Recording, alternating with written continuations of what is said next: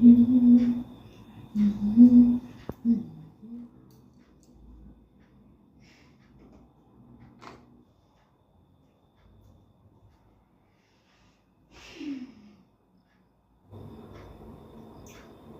ব্যাপার, কি হইলো তোর?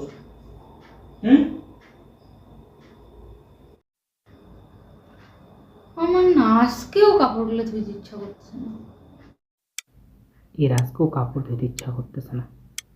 10 দিন আগেও একই কথা, প্রত্যেক দিন একই কথা। আজকে কোনো একটা ব্যবস্থা করতেই লাগবে, না হলে এটা এরকম করতে করতে আরও 10 দিন নিয়ে যাবে। কিছু একটা করতেই লাগবে। আইডিয়া। কি ভাবতেছিস বলতো তুই? আচ্ছা, তুই বলতো, কাপড়গুলা পরিষ্কার কে করবে? কেন আবার আমিই করব?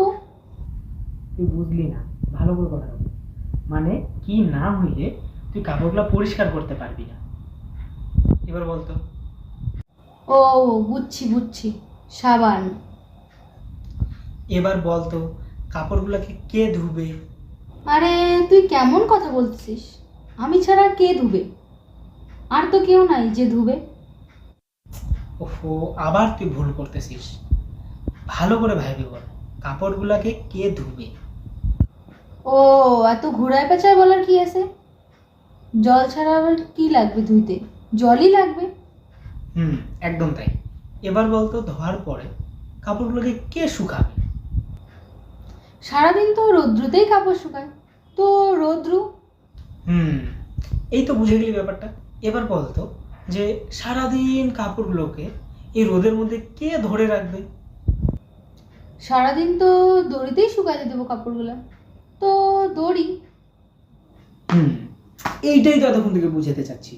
তাহলে তুই কি করলি? মানে তুই শুধু একটু সহযোগিতা করলি। সহযোগিতাটা কি?